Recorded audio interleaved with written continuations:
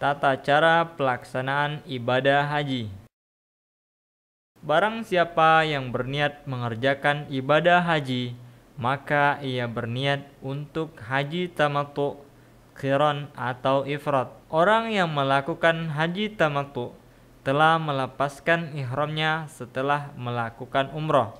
Sedang untuk haji qiran dan ifrad tetap dalam keadaan ihram. Pelaksanaan amalan ibadah haji dimulai sejak tanggal 8 Zulhijjah dengan rincian sebagai berikut. Tanggal 8 Zulhijjah disebutkan dalam hari tarwiyah karena para jamaah haji menyiapkan bekal secukupnya untuk menuju Mina dan Padang Arafah karena kedua tempat tersebut tidak ada sumber air. Disunahkan bagi jamaah haji melakukan ihram untuk ibadah haji sebelum zuhur, mengenakan pakaian ihram di tempat di mana ia berada. Apabila di Mekah, maka ia berihram dari Mekah. Apabila dari Mina, maka ia berihram dari Mina. Mandi dan memakai wewangian serta mengenakan pakaian ihram sembari bertalbiyah mengucapkan labbaik Allahumma hajjan, labbaik Allahumma labbaik, labbaik la syarika laka labbaik, innal hamda wan ni'mata laka wal mulk la syarika lak. Berangkat menuju Mina dan setelah sampai di Mina, mereka mendirikan sholat zuhur, asar, maghrib dan isya serta sholat subuh. Setiap sholat dikerjakan pada waktunya, namun sholat yang jumlah rakaatnya 4 dikosor sehingga menjadi 2 rakaat. Para jamaah tetap berada di Mina sampai matahari terbit pada tanggal 9 Zulhijjah pada hari Arafah. Tanggal 9 Zulhijjah, hari Arafah. Jamaah haji berangkat menuju ke Arafah setelah matahari terbit sambil melafazkan talbiyah. Disunahkan bagi jamaah untuk singgah di Namirah dan jika memungkinkan berdiam di sana hingga matahari tergelincir jika memungkinkan. Namirah adalah sebuah tempat yang terletak dekat perbatasan Arafah. Apabila matahari tergelincir dan masuk waktu zuhur, disunahkan bagi imam atau orang yang diwakilkan untuk menyampaikan khutbah di hadapan para jamaah berkenaan dengan kondisi kaum muslimin agar kembali memperbaharui tauhid, hukum-hukum seputar ibadah haji dan perkara-perkara penting lainnya. Kemudian mereka mendirikan sholat zuhur dan asar dengan cara qasar dan jamak takdim. Apabila jamaah langsung memasuki area Arafah, maka itu dibolehkan tanpa harus singgah di Namirah sebelumnya. Wukuf di Arafah maksudnya adalah para jamaah berada di Padang Arafah pada tanggal 9 Zulhijjah, baik dalam keadaan berdiri, duduk, berbaring, atau dalam kendaraan. Bukan seperti yang diartikan banyak orang, berdiri atau qiyam saja. Wukuf di Arafah termasuk rukun haji, dan haji tidak sah tanpa mengerjakan wukuf di Arafah. Apabila seseorang meninggalkan wukuf, berarti dia belum mengerjakan haji. Dalilnya sabda Rasulullah SAW, pelaksanaan haji adalah wukuf di Arafah. Waktu wukuf di Arafah mulai dari terbit fajar tanggal 9 Zulhijjah hingga terbit fajar tanggal 10 Zulhijjah. Barang siapa yang melakukan wukuf pada waktu tersebut walaupun sebentar, maka ia dianggap telah mengerjakan wukuf dan hajinya sah. Barang siapa yang tidak mengerjakan wukuf pada waktu tersebut, maka hajinya tidak sah. Sebagaimana yang diriwayatkan dalam dari Ibnu Abbas hadis marfu. Barang siapa yang mengerjakan wukuf sebelum matahari terbit pada tanggal 10 Zulhijjah, maka ia telah mengerjakan haji. Adapun tempat wukuf di Padang Arafah, semua tempat di Arafah adalah tempat wukuf. Nabi Muhammad SAW pernah melakukan wukuf dekat sebuah bukit di Sakhrot sembari menghadap kiblat, dan beliau tidak naik ke ke bukit tersebut dan bersabda, "Di sini aku mengerjakan wukuf, bukit dekat Sakhrah, dan semua Arafah adalah tempat wukuf. Jika memungkinkan, disunahkan bagi para jamaah untuk melakukan wukuf di tempat Rasulullah melakukan wukuf. Jika tidak, maka ia bisa melakukan wukuf di mana saja di Arafah. Tidak sah wukuf seseorang di lembah yang terletak sebelum area Arafah, namanya lembah Urana, tidak naik ke bukit dan tidak menaiki Sakhrah. Arafah memiliki batas-batas area yang sudah lama diketahui, dan sekarang tanda-tanda baru sudah dipasang dan luas, sehingga diketahui batas-batasnya dari seluruh penjuru. Aktivitas jamaah haji di Arafah. Disunahkan bagi jamaah pada hari tersebut menghadap kiblat sambil memperbanyak doa dengan tadarru dan khusyuk kepada Allah Subhanahu wa taala, dan juga disunahkan untuk terus-menerus berdoa dan mengulang-ulangnya. Sebaik-baik doa yaitu doa pada hari Arafah. Dan doa yang paling baik yang aku ucapkan dan para nabi sebelumku, La ilaha illallah wahdahu la syarikalah, lahul mulku wa lahul hamdu, wa huwa ala kulli syai'in qadir. Tidak ada zat yang berhak disembah kecuali Allah, yang tidak ada sekutu baginya. Dialah pemilik kekuasaan dan segala pujian, dan ia berkuasa atas segala sesuatu.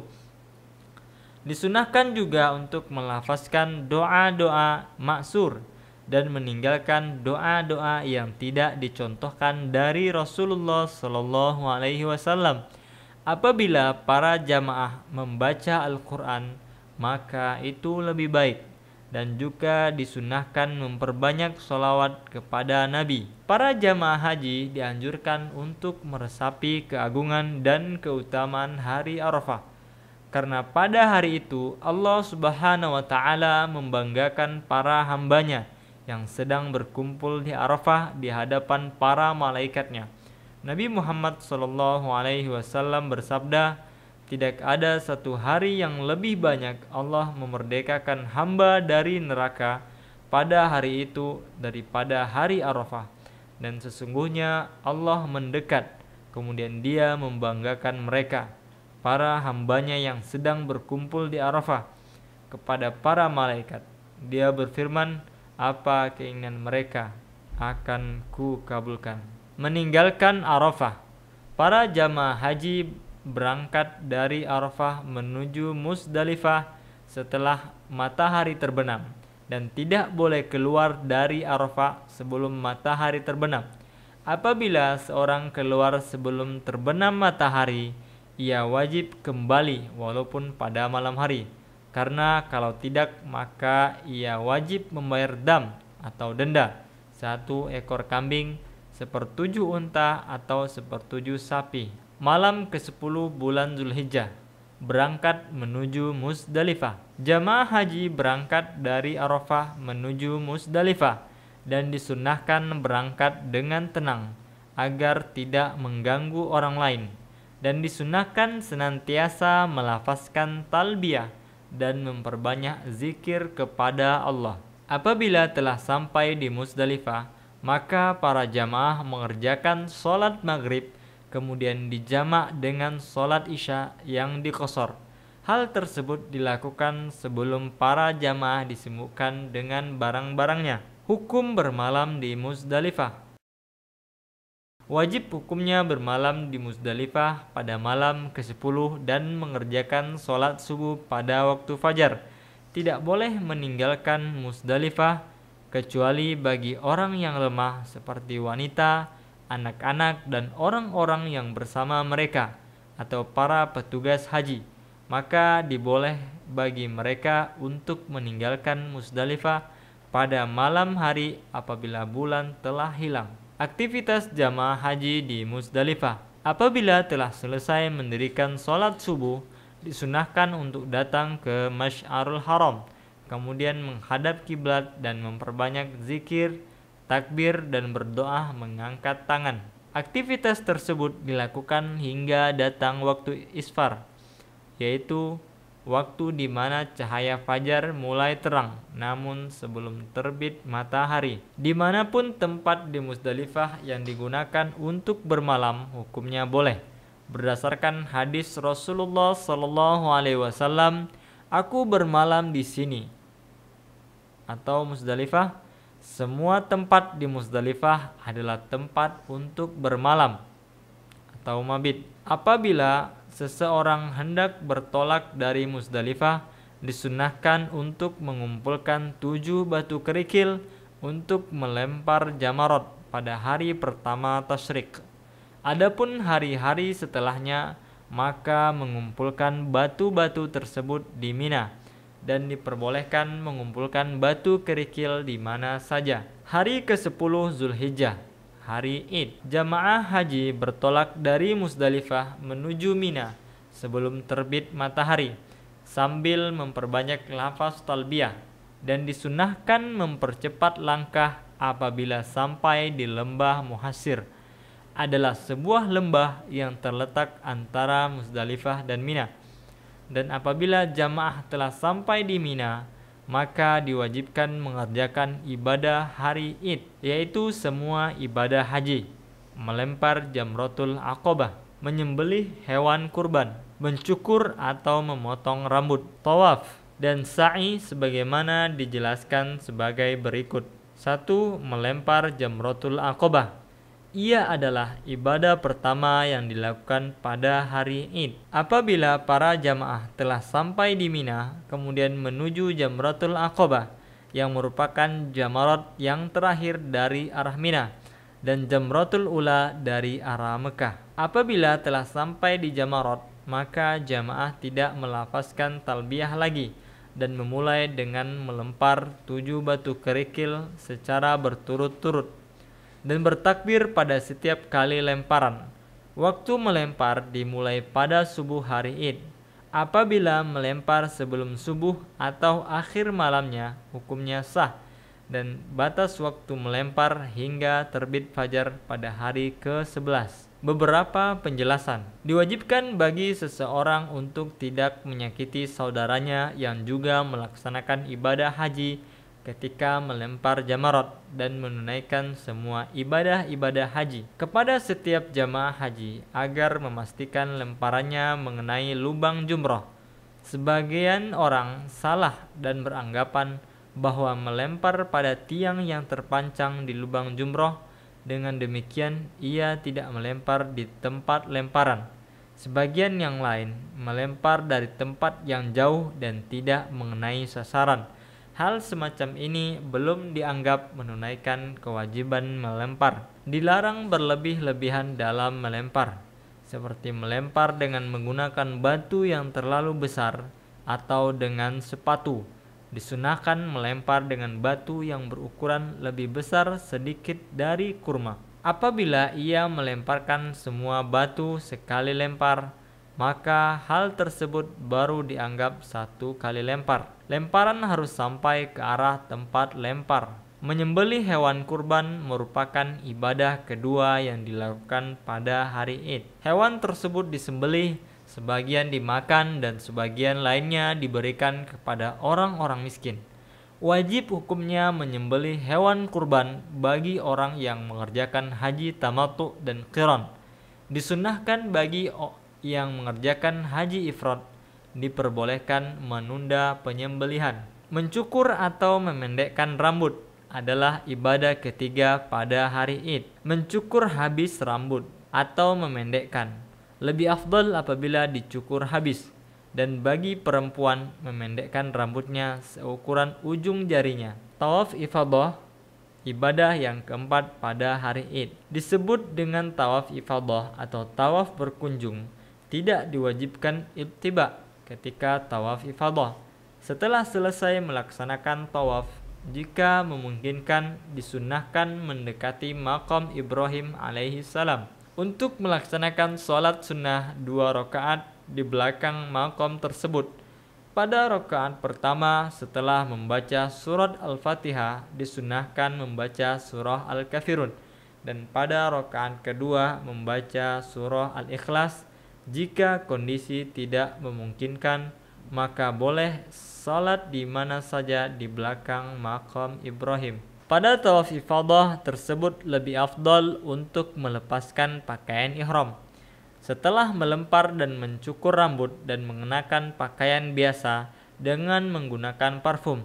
Berdasarkan hadis dari Aisyah radhiyallahu anha, aku pernah memberi wewangian ketika beliau hendak memakai pakaian ihram.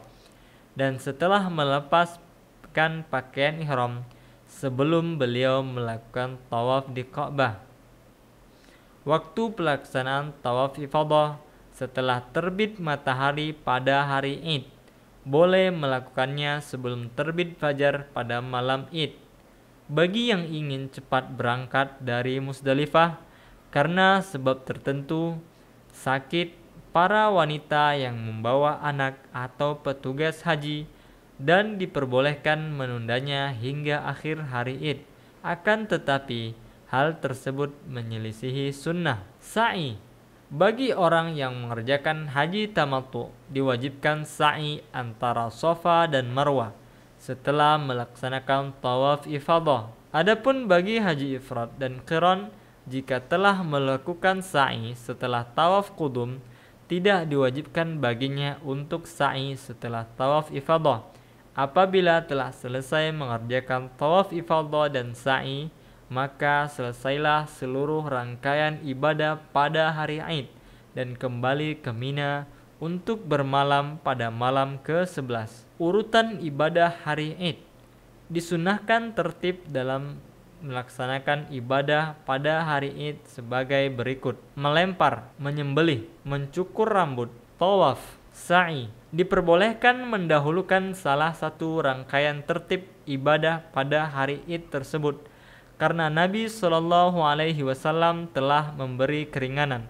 Apabila bercukur terlebih dahulu, baru kemudian melempar, maka hajinya sah. Demikian juga dengan menyembelih terlebih dahulu baru melempar. Karena Rasulullah SAW tidak pernah ditanya tentang mendahulukan atau mengakhirkan rangkaian ibadah pada hari Id. Namun beliau SAW kerjakanlah, tidak kesulitan pada ibadah-ibadah yang dilakukan pada hari tersebut. Tahallul awal dan tahallul tsani. Tahallul awal adalah hal yang membolehkan seseorang dari segala yang diharamkan ketika berihram kecuali berhubungan suami istri, mencumbuinya atau akad nikah. Hal ini tidak dibolehkan. Tahallul awal dilakukan setelah melempar jumroh aqabah, mencukur atau memendekkan rambut, tawaf dan sa'i. Tahallul tsani, yaitu diperbolehkannya seseorang melakukan segala yang diharamkan karena berihram setelah melakukan semua rangkaian ibadah yang telah dijelaskan sebelumnya. Tidak ada hubungan menyembelih hewan kurban dengan tahallul, meskipun seseorang menunda menyembelih hewan kurban hingga hari ke-11, sementara ia tetap menyempurnakan ibadah pada hari Id, maka ia boleh bertahallul meskipun belum menyembelih hewan kurban. Hari-hari tasyrik ada 3 hari, yaitu tanggal 11, 12, dan 13 bulan Zulhijjah. Dinamakan dengan hari tasyrik karena pada hari tersebut hewan-hewan kurban disembelih di tengah terik matahari. Sabda Rasulullah SAW, sesungguhnya hari ini adalah hari makan dan minum serta hari berzikir kepada Allah. Ibadah-ibadah haji yang dikerjakan pada hari tasyrik, siang dan malam tanggal 11 Zulhijjah, diwajibkan bermalam di Mina pada malam 11 Zulhijjah. Sementara pada siang harinya setelah tergelincir matahari, para jamaah haji melempar di 3 jamarat. Setiap jumroh terdiri dari 7 kali lemparan, yaitu 3 lubang yang mana di setiap lubang ada 1 tiang terpancang. Jamarat berada di ujung Mina dari arah Mekah. Yang pertama jumroh sugro, wusta, kemudian jumroh kubro, yaitu jumroh aqabah yang berada di perbatasan Mina dari arah kota Mekah. Cara melempar jumroh dimulai dari jumroh ula, melempar dengan 7 kali lemparan secara berturut-turut sambil bertakbir setiap melempar satu batu kerikil. Lemparan harus mengenai lubang, kemudian agak bergerak maju sedikit dan berdoa sambil mengangkat tangan. Kemudian jumroh wusta melempar sebagaimana yang dilakukan pada jumroh ula dan berdoa setelahnya sambil mengangkat tangan. Kemudian jumroh aqobah melempar dengan 7 kali lemparan dan tidak disunahkan setelahnya berdoa. Hari ke-12 dan malamnya diwajibkan bagi jamaah haji untuk bermalam di Mina pada malam 12 Zulhijjah. Apabila matahari telah tergelincir, maka para jamaah melakukan pelemparan jamarat seperti hari ke-11. Apabila ada jamaah yang ingin buru-buru, maka ia melempar dan keluar dari Mina sebelum matahari terbenam. Jika matahari terbenam dan ia tetap di Mina, bermalam dan melempar jamarat pada hari ke-13, maka itu lebih baik. Allah Subhanahu wa taala berfirman, barang siapa yang ingin mempercepat atau meninggalkan Mina setelah 2 hari, maka tidak ada dosa baginya. Dan barang siapa mengakhirkannya, tidak ada dosa pula baginya. Al-Baqarah ayat 203. Yang dimaksud dengan 2 hari pada ayat tersebut adalah 2 hari tasyrik, yaitu tanggal 11 dan 12 Zulhijjah, atau menunda hingga menyempurnakan hingga hari ke-13. Hari ke-13 dan malamnya, setelah matahari tergelincir, kembali melempar jamarat seperti hari-hari sebelumnya, hingga selesai waktu melempar pada waktu terbenam matahari pada hari ke-13. Diperbolehkan bagi jamaah haji untuk menunda melempar jamarat 1 hari setelah tanggal 11, atau menundanya hingga hari akhir dari hari-hari tasyrik, yaitu hari ke-13, karena semua hari tasyrik adalah waktu melempar jumrah. Cara melempar bagi yang menundanya pada hari ke-12 atau ke-13, maka ia harus melempar jamarat untuk hari pertama, kemudian balik lagi ke jumrah sughra, melempar hari kedua, demikian seterusnya pada saat matahari tergelincir. Tawaf wada. Apabila seseorang ingin berangkat keluar kota Mekah, maka wajib baginya untuk melakukan tawaf wada. Ia termasuk kewajiban haji, tidak sa'i setelahnya. Kewajiban tawaf wada gugur bagi wanita haid dan nifas. Dibolehkan menunda tawaf ifadah dan melakukannya di tawaf wada. Namun hal demikian menyelisihi sunnah. Hukumnya sah dengan syarat ia berniat tawaf ifadah dan melakukan sa'i setelahnya. Demikian seluruh rangkaian ibadah haji. Mudah-mudahan Allah Subhanahu wa taala menerima amal ibadah kita.